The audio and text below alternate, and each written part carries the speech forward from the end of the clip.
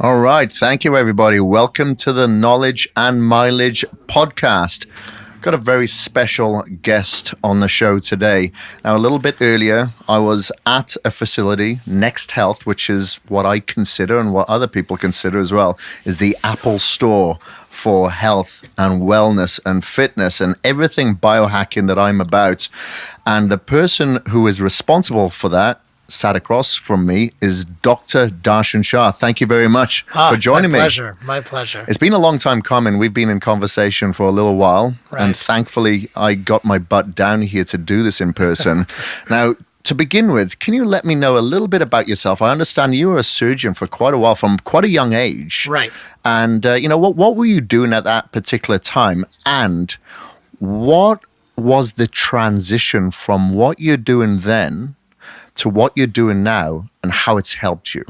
Yeah, that's a great question. So, I come from a family of doctors. My dad was an Ayurvedic physician. We have many doctors in our family, and I was kind of encouraged to go that route since I was a child. And luckily, because of lots of different factors, I was able to graduate from medical school very early. I graduated when I was 21. And I only tell you that because so you know that I have this kind of long history in medicine. So I became a doctor at 21. My first surgery I did was at 21. Wow. And I took out someone's appendix. Yeah. I'm like this kid taking out someone's appendix. And that just inspired me to go into surgery, because surgery to me was the culmination of everything you learn in medicine, where you can make a direct effect into someone's life by actually, operating on them.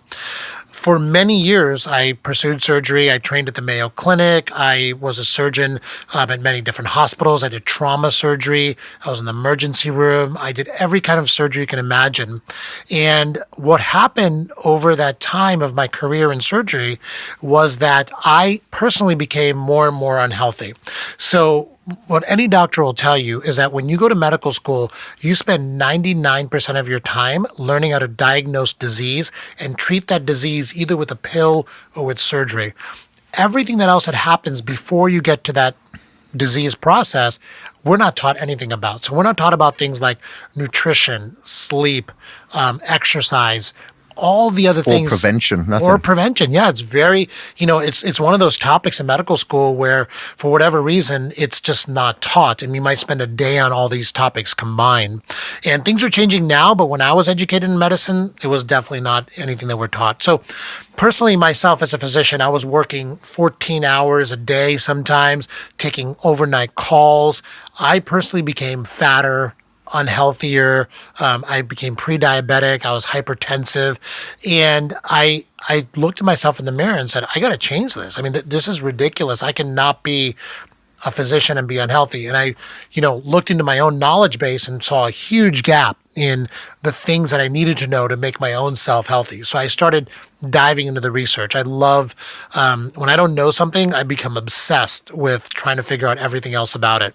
And, between the internet and reading books and going to conferences, within 2 or 3 years, I quickly became educated that there's a lot out there that's used in disease care that we can use in health care and health optimization to prevent disease. But unfortunately, none of that stuff is made available to the general public. That's all. You can't even get a blood test without asking your doctor for it, right? And you need a prescription. You have to twist their arm. You have to twist it's their tough. arm. Like in some countries, like in the UK where I come from, I ask and tell people to go and get their blood test, and they say the doctor won't allow it. They say there's nothing wrong with me. Right, exactly. And, certain states have made it illegal to get certain advanced blood tests. I mean, there's such a barrier put into place for you being able to take control of your own health that is motivated by the hospital industry, the pharmaceutical industry, because quite frankly, no one makes money unless you're sick. Right? So no one's motivated to keep you healthy, right? Why prevent Alzheimer's disease when you can actually make a lot more profit creating a pill to treat Alzheimer's disease? Exactly. Right? They help with the campaigns. Exactly. So anyway, I saw this giant gap in my knowledge, and I also saw how the entire medical community was not educated in any of this. And, there are people such as yourself that are trying to educate the public, but just not a place for people to go that has any sort of tie-in with the medical world.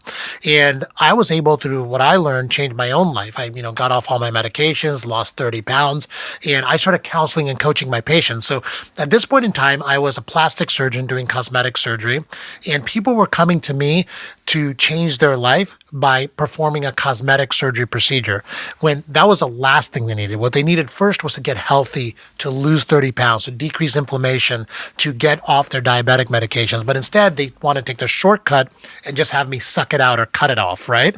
And I was educating people on all the things that I learned to get myself healthy and telling no to a lot of people to plastic surgery. I even wrote a book about this. It's called Making the Cut. It's on Amazon. 10 reasons you should not have plastic surgery. And everyone should read it before they have plastic surgery, because half the people out there wouldn't do it once they got healthy in the first place. So that's a great title for a book, considering you're a plastic surgeon, right, and you're saying 10 reasons why you shouldn't have plastic surgery. Exactly, because at this point I made a commitment not just to change my own life, but also to change the life of my patients. And so this is that kind of aha moment that I had, that everything we're doing is wrong in the way the healthcare system is going. How do I disrupt, and how do I turn this whole thing around like I did for myself, right? And we'll talk about telomere tests in a little while. Hopefully that's one of the things you want to talk about. Yeah. I've had a couple myself. Yeah, good. So, I went from a telomere score that was higher than my chronological age to one that's half my chronological age. And I was telling my patients on how to do all this, and I wrote the book about it. And then I have a great partner in this business, Kevin. He and I have known each other for a while. We've done a few entrepreneurial things. We just sat down with a whiteboard one day, eating sushi, and said, here's the 50 things wrong with healthcare and why people don't have access, why people are uninspired to go to their doctor, why there's not a place for people to go to take advantage of all the latest technology. How do we turn all of this on its head and do something completely different? And that's when we built the business Next Health. And I invested my own personal time and money into starting this business 2 years ago, and the rest is kind of history. Has taken off. You saw what we've built, and we're looking to expand that all over the country and the world eventually. Yeah, it's a fantastic facility. Obviously, I had the muscle IV with some additional glutathione and coenzyme, so I'm feeling good and pumped now for this interview. But within that facility, obviously, like you said, you have the telomere testing, microbiome testing, ancestral testing for the design of people's diets, look into the future, to see where you sit first before you make the projection of what diet you should be on, because you have the ketogenic, you have the paleo, it's like there's a lot of conflicting information there. But if you have all these tests that you have in place, you have a better understanding of the direction that you need to go, and it isn't so much, it's not a cookie cutter. So if somebody's coming into your facility there, and let's say, my listeners are into sports performance, they're into bodybuilding, they're into Ironman triathlon, and they want to optimize their recovery. They want to shut down the inflammation. But you've got this long laundry list of, this huge menu of what they can do. Like, how does somebody navigate what they do or what they should do when they come into Next Health? Yes, absolutely. So that's a great question. And it's not just coming to Next Health. How do you navigate all the crazy amount of information that's out there right now? Yeah. I mean, it's just total information overload.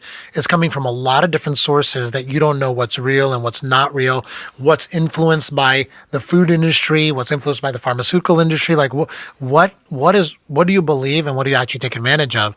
And one of the goals of what I wanted to do at Next Health is to lead people through the path of getting the right information at the right time for them. And so, like you said, diet is a perfect example. No one right now in the world should have to randomly figure out what's the best diet for them by trying 30 different diets and then finally settling on the one that works, right? That's uninspiring. It takes a lot of time. You go through lots of up and downs and yo-yo, and that's what's been happening for years. But there's blood tests, both blood tests and genetic testing that we can do to really hone in on what's going to be the right diet for you. So what we do is the first thing we do is what's called the Next Health Baseline. And we measure about 70 different blood markers on you to get a general idea of where you are in health. Now, the blood test that we do, it's just one vial, a few vials of blood, one sitting for taking those vials. And within a week, we get the results and we sit down with you and we talk to you about a lot of different factors. And from there, we guide you into what you need to know and additional testing that you can use. And you sit down with our first consultation where we ask you many questions about your health and we customize a program for you based on what your needs are. And I talked to you a little bit of my wellness wheel philosophy. Yeah. Right? Yeah. So we have a wheel basically where there's 12 different aspects of your health. And the way that was created is, everyone always thought that diet and exercise were like pretty much once you got that figured out, you got healthy, right? And then we stuck sleep into that pie by, over the last few years saying, okay, we know we need to sleep 7 to 8 hours a night. How do we optimize our sleep? But it's not just about diet, exercise, and sleep. There's actually 12 different things you want to think about. And each one of those 12 things is what we kind of prioritize for you. And then we held your hand through what tests are going to be the right tests for you, and then what treatments are going to be the right treatments to get you to where your goal is. Usually starts with diet because most people have not figured out what their diet should be like. And my whole philosophy around diet is to create a personalized diet for you. Okay. And the way we do that is we figure out your glycemic variability. Okay. So how your body reacts to sugar and carbs. We do. And do you measure that just through the blood? Yes. Or you actually get a blood monitor? We can do both. So Okay. I start people with a hemoglobin A1C, which Yeah. is a blood test that everyone should know what your hemoglobin A1C level is, because diabetes is one of the worst diseases that you can have. And even if you have prediabetes or metabolic syndrome, all that cluster of diseases has to do with your insulin regulation and your sugar metabolism, right? So everyone needs to know what their hemoglobin A1C is, which is a 3-month average of what your sugar is doing in your body. So we do it with the hemoglobin A1C first. If that is found to be abnormal, then we can do glucose monitoring through either little poke in your finger, or what I'm wearing right now is a little patch on my arm. So you got that like 24 hours. Yes, exactly. So I've been doing this for a long time where I test my glucose reactivity to different meals, and I really hone in on keeping my my sugar level under 100 as much as possible as I can. Right. And do you measure that as well? Like when you do an activity, if you're having a coffee, see what throws it off? Oh, yeah. Once you get the numbers, like I'm a number addict. Like every time I do something different, I'll put the little monitor on there and immediately check what my sugar has done based on that activity or food. And you'd be surprised. Like, I can eat a ton of carrots and not have any glucose variability. Really? But then if I eat beets, I do. Like it's like different foods cause different glucose variability in different people. So the whole thing about the glycemic index in food, that was only done on 50 different people when they came up with the original numbers. So a glycemic index is not applied to a certain food. You can get a general idea. It's really applied to you and how different food reacts in your body. Have you noticed that there's a direct correlation as well based on your ancestral design of the protocol of the nutrients that you should be eating as well? Absolutely. I mean, there's so much having to do with your ancestry and your DNA and how your body reacts to different kinds of foods. And we've had this science, we've known this forever. Like you read about the Inuit Indians that can eat tons of fat, and like it's something that we know that every type of person or every type of genetics based on where your ancestry is from has a different diet that over centuries we've accommodated to. But really, this world is so mixed now and people have moved so much that it's hard to kind of pinpoint that just based on looking in the mirror and knowing what your ancestry is. So we do a genetic test to actually test based on specific SNPs, which are segments of your DNA, what's going to be your reaction to fat, protein, and carbohydrates. And so then we know genetically where you're supposed to go as well. So we tie in genetic testing, glycemic variability, and the last piece of this is food sensitivity, right? Yeah. So those three things together help us really customize a diet for you down to the specific foods that you should be avoiding. Yeah. And specifically in people like, for instance, that are into bodybuilding or they're eating frequently, maybe 6 times a day, and they are having huge inflammatory responders because maybe they're not eating humane raised or organic or locally grown, but they're not eating your typical, if they're intermittent fasting 2 meals a day or 3 meals a day, they're usually eating 6 meals a day. So do you find within like athletes, for instance, who have these inflammatory responders, is it because maybe they're eating 12 eggs or 12 egg whites a day, so now they shouldn't eat eggs for like 6 months until those inflammatory responders come down? And do you find that it's the sources of these foods, such as, let's use eggs as an example again, high in omega-6 instead of the omega-3s, that these are the reasons why they're having high inflammatory responses to these particular foods? Yes. So, okay, the answer to the question is yes, but there's 2 different reasons why the answer is yes. So one is when you don't eat clean food, you're transferring the inflammation from the crop to the animal to you. Okay, so if you have a chicken supposedly that's raised just on corn feed versus pasture raised chicken, we know that corn feed is extremely inflammatory. The meat of that animal is going to be extremely inflammatory, and then you're going to eat that and you're going to increase your inflammation just because of that, because of you're not eating the right type of egg, like you were saying, or chicken that has not been pasture raised. Yeah, it's not just what you eat, it's what you ate. Exactly. You are what you eat and what they ate. Exactly. Yeah. And same thing goes for beef. You definitely want beef that's been grass-fed, that's been killed humanely, and all these things matter in the amount of inflammation in the meat that you're eating, and in the produce that you're eating too, in the vegetables that you're eating, right? Because if you have stuff that's been grown, hundreds of thousands of miles away in giant farms that have pesticides on them, they're going to be hugely inflammatory to you because that food has been stored, that food has pesticides, that food has been through a lot before it got to you, versus eating something that's locally grown and organically grown as well. So picking the right kind of food is extremely important. The other part of your question was, does certain types of food cause inflammation during certain times? And that has a lot to do with your gut lining and your microbiome. Okay.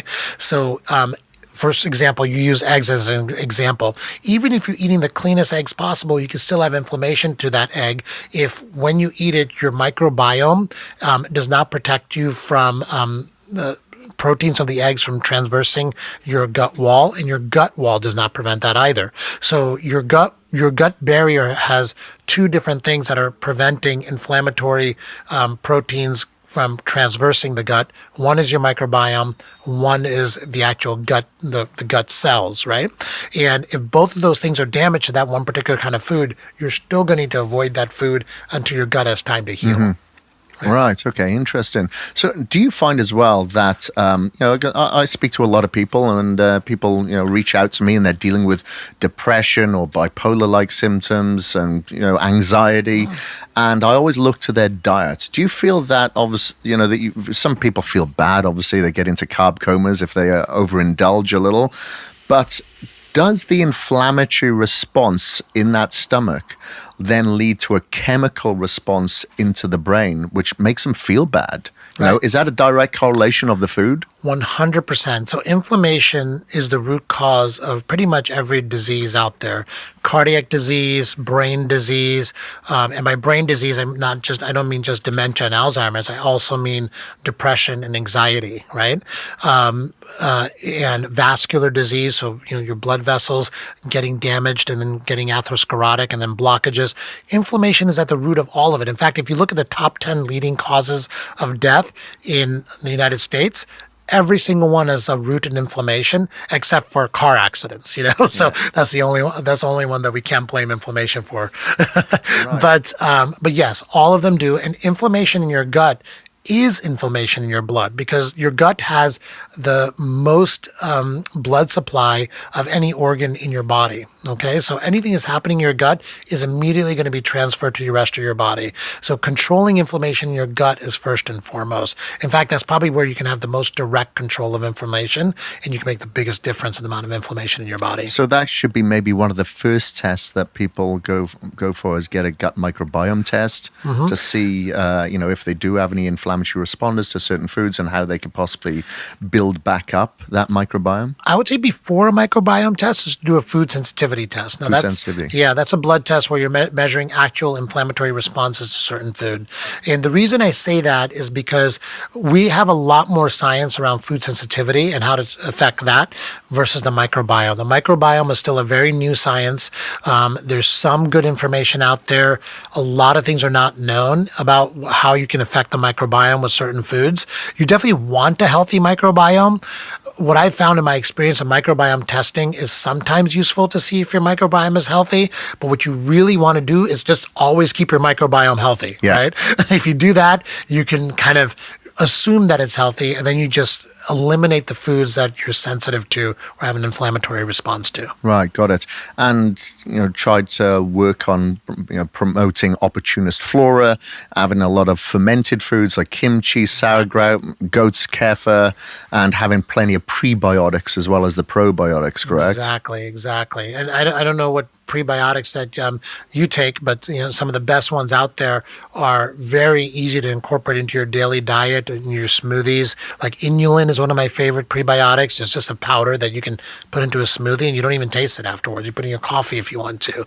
And everyone should be on good prebiotic, more than even probiotics, because your gut is very smart. If you give it what it needs to survive, and if you give it what it needs to grow good bacteria, which is prebiotics, it'll figure out the right kind of probiotic to make. It'll figure out the right kind of bacteria to grow. Yeah, got it. I've got a supplement company. I'm very careful of what I put in it, make sure I don't have any artificial colors or flavors or anything like that. I also have fermented amino acids, so my fermented glutamine. And I just find when you're having these fermented products, you're providing intracellular energy to your gut. And I used to deal with a lot of bloat, especially when I was going through a phase of just trying to pack on muscle, thinking of calories as opposed to the information of those calories, which makes a huge difference.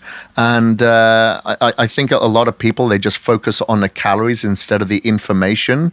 And, that they're just having a huge inflammatory response. Like you said, distended, you feel tired all the time, you have the brain fog.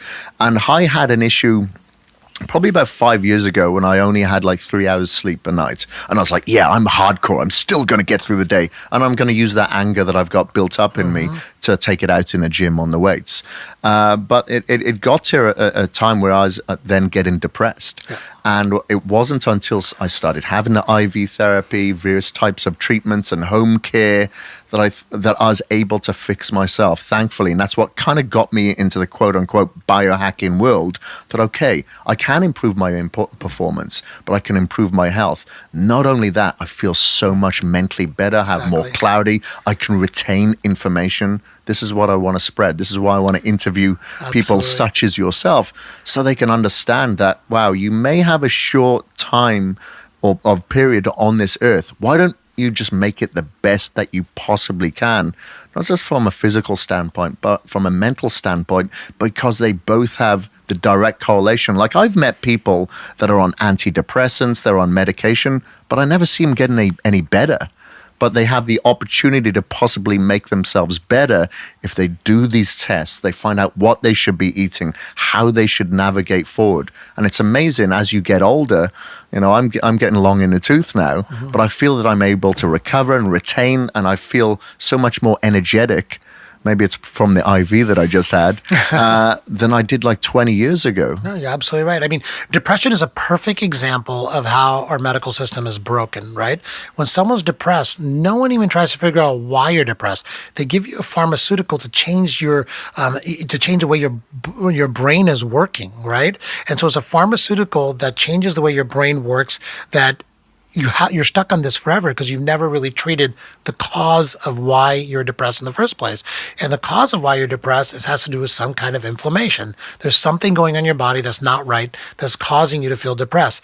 And the depression goes hand in hand with you're causing cardiac issues, you're causing gut issues, you're the same cause that's causing you depression, which is something that's easy for you to know that it's there because you don't feel great, is also affecting every other system in your body, which is killing you slowly, even though you might not feel it. Exactly. With the high blood pressure, with insulin problems, all of that. So people should look at depression as not something that is, a mental thing. Anyone out there who's listening to this that's depressed shouldn't think that they have a mental issue called depression. They have a health issue that needs to be addressed. That's where you want to start at first. So it's going back to that inflammatory responder leading to a chemical responder, that chemical imbalance in the brain. Exactly. And, unfortunately, people take medication or an antibiotic and they think it may be healing them, but then it's harming their microbiome even more, sending another signal response to the brain that's obviously going to be a negative as opposed to a positive. Exactly. Because, this gut-brain connection that we hear so much about now, most of the serotonin in our body is in our gut. Right. Yeah. And serotonin is that happy hormone that keeps us feeling great. And the pills are called serotonin reuptake inhibitors because they artificially cause a higher level of serotonin in your brain. But all that serotonin is in your gut. And if your microbiome is not healthy, you're not making enough. And that's where that gut-brain connection goes off. And then that's where another reason why depression comes into play. Yeah, for sure. Okay, well, so when it comes to, people have come to your facility, they're navigating through the tests. Is there home care then in regards to, you're an athlete. We know that you have to eat a little bit more than the average person, but these are the sources of the foods. I know that, getting back into bodybuilding myself, I was doing Ironman triathlon and ultra marathon there for a couple of years. But I know that I'm signaling my mTOR pathway, IGF-1. I'm eating a little bit more now than what I was. What do you suggest then to athletes who are eating frequently, but at the same time, you just got to keep these inflammatory responders down? Right. So a few things. So one is always when you're eating, be mindful of am I eating something that's going to help cut down inflammation? So a lot of spices, as help cut down on inflammation. Am I putting spices in my food, or am I just eating something just like totally bland, right? Mm-hmm. What are things that you can do while you're eating multiple times a day to help really support your body and support your microbiome? So even getting down to what kind of oil you're using, right? Yep. Certain kinds of oil are more inflammatory than other kinds of oil. Like vegetable oils over extra virgin. Exactly. You also, like we talked about, you also want to know what your body's sensitive to. If you can find someone to do a food sensitivity test for you, I think that's key. Staying away from the foods that we already know from blood testing causes inflammation in your body. And then, like we talked about before as well, eating clean. We can talk about thousands of different ways that you can eat clean, but all that information is out there, right? Eating organic, being very mindful about the labels on your food, where you're getting your food from. The Environmental Working Group on their website has a list of the Dirty Dozen. Do you know what that is? Yeah. The most likely vegetables to have pesticides and toxins in them, those kind of things. And then staying away from all processed foods. I think a lot of the athletes that I see, because they have to eat so often, food needs to be convenient. Unfortunately, the most convenient food you have is processed food, which is just full of inflammatory. Yeah, that health food that's marketed as health food, but it's got 58 ingredients in the bag. Exactly. And in fact, even all those granola bars and energy bars. I mean, they market themselves as high protein, but it's all synthetic inflammatory Corn protein. syrup. Yeah. Yeah, exactly. And it's not is definitely not the right thing unless you've. Unless it comes out of the earth, or comes from the earth, and you don't, it doesn't have an ingredient list, it's probably causing some inflammation, right? So, Yeah, got it. Okay. Yeah, so I have to be very weird. Like, I've become a bit of a snob when I go to eat out now. I'll just ask him, can you bring the olive oil out so I can actually see it? Because sometimes it, could be a soybean oil, could be a blend. And, there's a company called, I think it's Grove and Vine, yes. And there's a gentleman, Nicholas, who owns that company. And he's a connoisseur when it comes to olive oil. And he started going to Southern Hemisphere and Northern Hemisphere twice a year to pick the best oil. And then friends and family started asking for that. So now he actually does a subscription. Amazing. So you can order it, and within 3 months of it being harvested, you've got it there instead of being sat on the shelves going rancid. And there's so many things that you can do there. Yes, it takes effort, but you have to invest your time if you want to invest to have more time. You want to invest in your future, you're going to have to invest some time. That's why I tell people, look, you don't always have to listen to me. It may seem a little biased. Go out there and research yourself. And that's why I love speaking to people such as yourself, because you're giving your professional, unbiased view here on what people should do. And the information is out there. In this day and age, we're talking on podcast. It's fantastic. It's free information. Exactly. It's not costing anybody any time, any money except the time that they're investing, which they're going to get back anyway. Right. It's so true. There's so much great information out there now. People just have to take the time to get educated on it. And then they also have to take the time to change their habits, right? I mean, we spend, food is a perfect example. We spend so little time focused on our diets anymore because everything is packaged and available to us from this food industry, right? It's marketed. Exactly. It gives you that bliss point. Right. And they made it super cheap too, right? So now it's cheap and easy to get. But the stuff that's cheap and easy is what is killing you. Yeah. It's funny, I had this conversation with Gary when we went to Sun Life Organics, because I was like, I have to have the $1 billion shake. I'm going to order the $1 billion shake. And he's like, that's $28. I'm like, yeah, but I bet you wouldn't think twice if we were to say, let's go and have a few drinks of a few glasses of alcohol, right, and it comes to $28. Right. You wouldn't think twice, but right, because it's healthy, right, it's like you second guess, and it's insane. It's insane. exactly We don't right. think about healing. Right. Let's harm ourselves. Yeah, sure. $28, nothing. So we have to change that way of thinking. Like you said, everything's convenience. Everything's marketed here, fancy colors, and you expect the people out there to look after us. It's not going to happen. Not at all. We have to look after ourselves.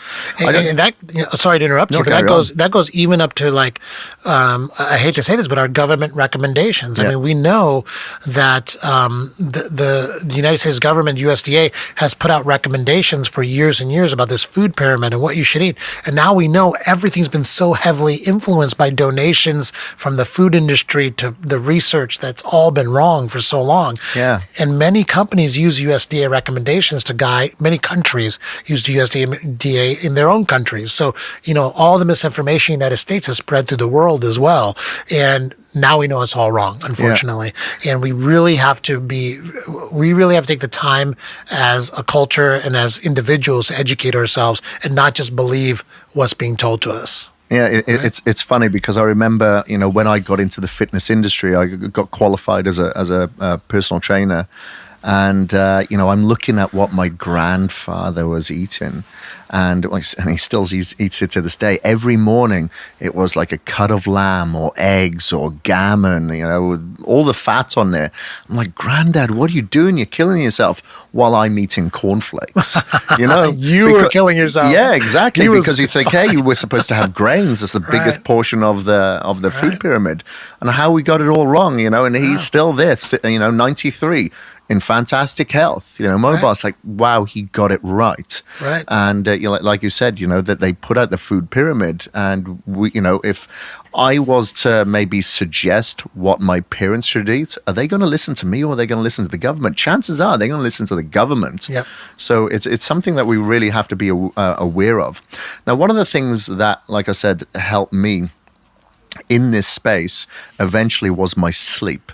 So I quantify my sleep. I haven't got the ring on at the moment, but I quantify it through my Oura ring. And I like it because I do become obsessed with it. I'm like, I gotta be in bed by 9 o'clock. I've got my blue light blocking glasses on for about 2 hours before then, bumping into things because it's very hard to see. But, I'm very conscious that I need to lower my cortisol levels. Now, we're talking about all these biohacks, which is fantastic. But I think what a lot of people do is they tend to miss the low-hanging fruit of what's out there for free.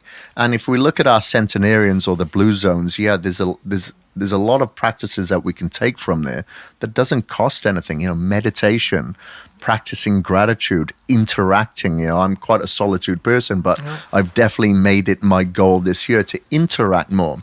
What is it that you think, other than the food, that people can do, like by quantifying their sleep or helping with their sleep? Do they go out and get a PEMF mat, or do they, switch off their mobile device an hour before bed? Do you have any tips that you can give out? I in fact wrote an ebook about this that I can send you a link to, and you can put in your show notes. Yeah, we'll put all the links in the show notes. So I read every book on sleep out there, like 30 books on sleep, and talked to some of the top sleep experts. There literally is like 10 pages of information you need to know about sleep. And so I've put it all in a checklist. I basically quantify it I definitely present it to you in two different categories. One is optimizing your sleep environment, and the other one is optimizing your sleep routine. Okay. So your environment means definitely making sure it's blacked out in your room. Okay. And keeping it dark. Secondly is keeping it cold. So 69 degrees, 68 degrees. Yeah, I got that. And you can hack that. There's things like the chili pad that you can buy that sits under you, or you can just, turn the air conditioner up a little bit, open a window, that kind of thing, depending on where you are geographically. There's also, as far as your sleep environment, is making sure there's either no noise or white noise in the background. Those are the kind of things that you need to do to make your environment as like a cold, dark cave that our ancestors slept in, right? That's what we're genetically programmed to fall asleep in. And then you also want to think about your sleep routine. And what we've done over the last 10 years is we become addicted to our phones, and we look at our phones all the way up until the last minute we go to bed. And what that's doing is actually turning off your melatonin and increasing your cortisol, and you're just not going to have good sleep. You might go to sleep, but you're not going to have deep sleep, right? And so there's a lot of things around sleep routine as well that you can do, such as, of course, shutting off your phone and keeping it outside of your sleep room, taking a bath before you go to bed, and reducing your body temperature after you get out of the bath. It can be a warm bath, but you want to reduce your body temperature. There's a list of about 20 different things on your sleep routine. I would say also, thirdly, what's really important is, and this is the key, the low-hanging fruit of this, is just admitting to yourself that sleep is important, and you're not a Superman or Superwoman just because you sleep 5 hours a night and you get a lot of work done. You're actually killing yourself and taking years off the end part of this life, So I think that was the biggest contributing factor for my telomeres being so short. Right. And then once I actually hacked my sleep and hacked my health and practiced gratitude and meditation, all that sort of stuff, now my biological age is actually getting younger. And it's amazing what you can do there, because I'll have obviously people come to me all the time. Hey, I'm having problems with developing my delts. I'm not improving my time with my half marathon or anything like that. And I'll always ask, what's your hydration like? What's your diet, and what's your sleep? Right. And chances are the sleep's not there, and they're asking for that magic pill, that magic potion, whatever it may be, except they're not hitting that low-hanging fruit. It's like a foundation. Let's not even pick out the curtains or the roof tiles here until we get that foundation in place. Exactly. You know how many patients I see that I'm having trouble falling asleep. I take 3 melatonin a night. It's not working anymore. And I ask them, well, when do you get off your phone? Well, I just stay on my phone until I fall asleep. Yeah. And then it's next to their head. Exactly. Penetrating their brain with EMFs. Right. Exactly. Yeah. So sleep is extremely important. And there's really not a lot you need to know. It's just a specific amount of information that you can read 100 books on sleep and they'll all say the same thing over and over again. So if I can, give you this summary that I've written, and you can, please you can share that with your it'll be listeners very if you handy. like. Sure. Be very handy. Sure. Because we have become a product of our environment, unfortunately, and it's hard to control, but we can definitely keep our head afloat there. Right. And when it comes to, as well, obviously we hack our sleep. And what about, I travel a lot. I haven't had a weekend home for about 5 weeks now, and I probably won't for another 3 or 4. So I'm always traveling and I'm battling with time zones. I do wear the glasses. I have the hydrogen-rich water, the Trucy tablets, and I do whatever I can. So maybe I'm fasting depending on where I'm going, and I'll ground myself as soon as I get to wherever I'm going, just so I can go straight into my meetings, my seminars, whatever I've got to conduct, because chances are I'm going to get in and get out of wherever I'm going pretty quickly, so I need to be efficient. I should imagine you travel quite a bit as well. You mentioned before you travel to Mumbai. What advice can you give in regards to hacking that area, that time zone when you could be possibly dealing with jet lag? Sure. Yeah. So, I mean, fortunately and unfortunately, travel has become a part of modern existence now, and we have to learn to deal with it. We actually set our health back quite a bit traveling, but it's just something that we have to deal with, and we have to try to find a way around, i.e., hacking it, right? And you said a few things that are very important. While you're traveling, fasting is very good, okay, because your body has a easier time resetting its circadian rhythms when it's not dealing with the food part of it. So there's a few different things that affect your circadian rhythm. One is light, right? One is your sleep, and one is food. So if you eliminate food from that equation, the only other things are light and your sleep. So light, you want to make sure that for your destination that you're getting your brain accustomed to the right wavelength of light, either red or blue light, right? So, you want to be on your computer, your laptop, or watching a movie when it's going to be daytime in your destination. That helps a lot too. The other big piece of this is when you arrive at your destination, what are some things you can do? If you're in LA, you can come to Nextel, but if you're not, you want to find a place that has cryotherapy. Cryotherapy is great at immediately reducing the inflammation that you experience during any kind of travel. So a quick cryo session in and out is very helpful. Or if you get into your hotel room, just take a quick cold shower. That's another way of doing it. Secondly, you're extremely dehydrated, so drink a lot of water when you get to your destination, or get an IV if you find a place that can give you IV rehydration. Drinking water you can definitely get there, but it's a lot of water you need, and getting it intravenously really helps you just kind of kick into the right mode as well. Okay, got it. All right, perfect. Tell me now, what is a day in a life for you like? When it comes to, obviously, everything about optimizing health. Right. So can you just walk us through a day in regards to what you do? Like, do you wake up and practice gratitude? Do you fast through until the afternoon? Do you follow pretty much a ketogenic diet? Do you switch your phone off? Do you have EMF blocking curtains, or what give us an insight? So further, I want to say I wish I were as perfect as all the things you just mentioned and did all those things every single day, but even though I know a lot about health, and I think I lead a pretty healthy lifestyle, I'm still human. And so we have to all recognize it's hard to do everything every single day, and the only way that anyone is going to be able to fit as much of this into their life as they can is to build habits around it. So I think habit forming is a superpower. And if you can get yourself into the mindset of how am I going to form the most effective habits that I'm consistent with, that's what's going to give you the best success as being as healthy as possible. Right. And so I try to incorporate everything into my morning routine as much as possible. And for me, morning routine has been the number one best method for me to incorporate habits into my own life. And I think for a lot of people, if you can develop a good morning routine, it's very helpful to set yourself off in the right direction. And but morning routines aren't for everybody, of course. Some people, they just can't get up in the morning, and so maybe it's a nighttime routine.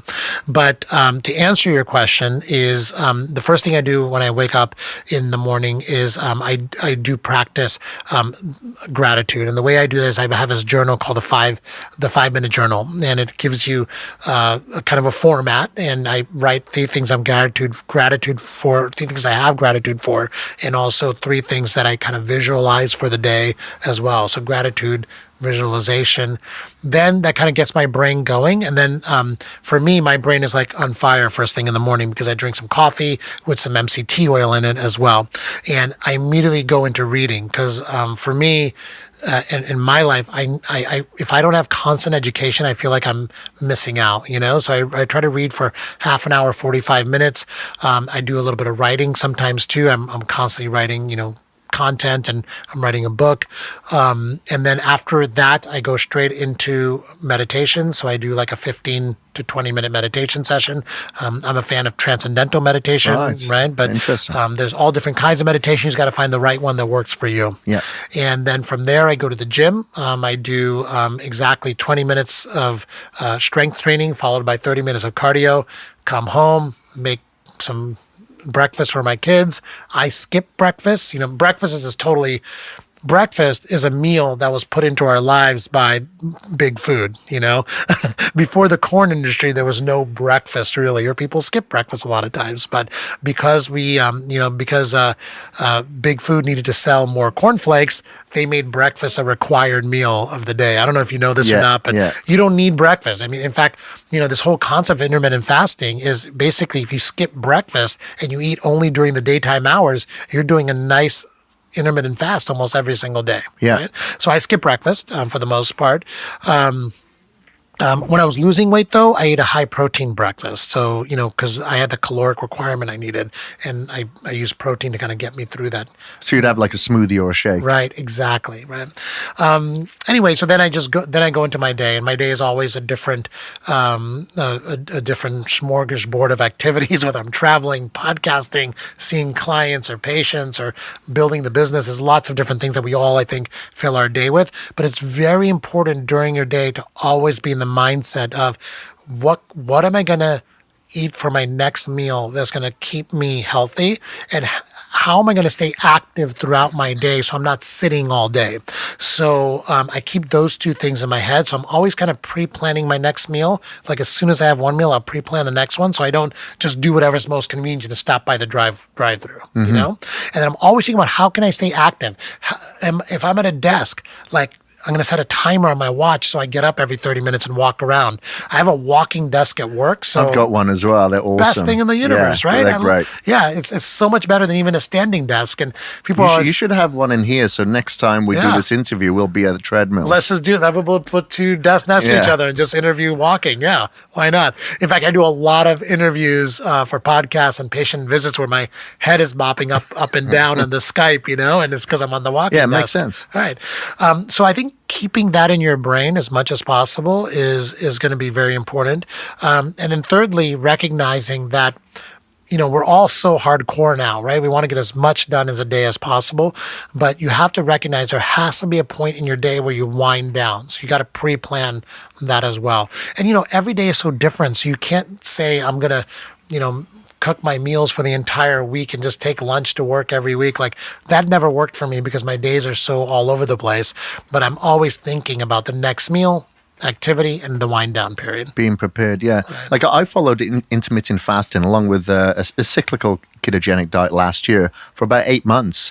And I absolutely loved the empowerment of going, wow, you know what? I don't have to take a cool bag when I leave the house today. I love that. Of course, it got rid of a lot of inflammation. And I like the discipline, life can be a white knuckle ride if I don't practice some form of discipline because it has a transcendence effect. So if I don't switch my phone on for about 30 minutes after I wake up, if I make sure that I have a freezing cold shower after I've done my cardio in the morning, it's not things that I want to do, but I do because it provides discipline into other areas of your life because there's a lot of chaos out there and everything has become, like with Instagram and it's instant gratification. Nobody looks at sacrifice before success. Everyone wants to go straight to success. And one of the reasons I brought this up as well is, like you suggest that people have like a food allergy test first. But I want to suggest, with your telomere test, could people purchase that online and get it sent to them? No, we do everything on site. On site, brick and mortar, but Telo Years provides it. Telo Years. Telo Years, right? That's Elizabeth Blackburn who won the Nobel Prize for discovering telomerase. That's her company. So I would get it from Telo Years. Yeah. I've done Telo Years a couple of times. And that's the thing that I suggest, is get your telomeres tested because that could provide you with a scare tactic to then go get your food allergy done, get your blood reports done and see what it can fix. Because some people are like, well, you know what? I feel good. And then when they get a telomere test, it's like, wow, I'm 20 years biologically older than I am chronologically. Right. And what I tell people, I like for all my clients and patients to start off with a telomere test at the beginning of their health journey. And not so, I mean, it does scare you when your biological age is lower than is higher than your chronological age. Of course, you're just, what's going on? Like, people have this aha moment. They're like, I'm killing myself on the inside on a cellular level. And I don't even recognize it when I feel okay. But I tell people, use it as a scorecard for all the things you've done over the course of the next year. Get it measured like January 1st of every year, right? Yeah. Then you have a scorecard of how was your lifestyle over the last year.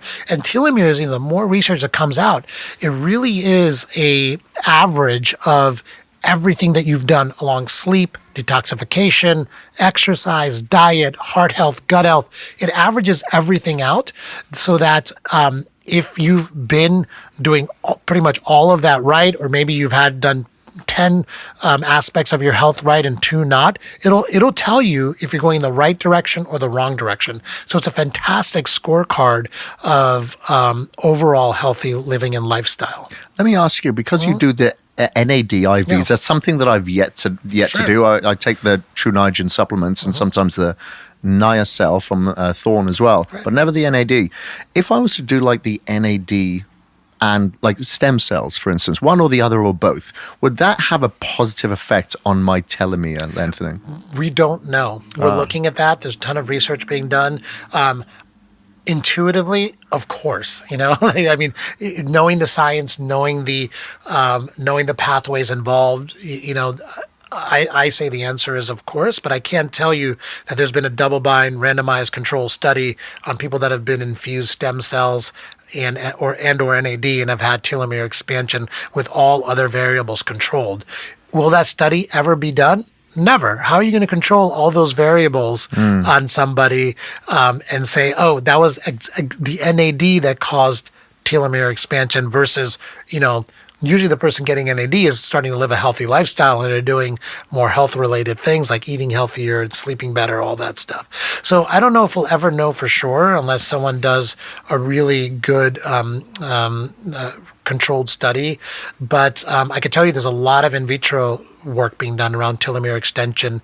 There's a company out in the East Coast that's actually testing every compound out there in a test tube and seeing in vitro if it's causing telomere expansion. Yeah, there's a lot of peptides out there that people are experimenting with as well. Well, I'll tell you what, I will come and do the test.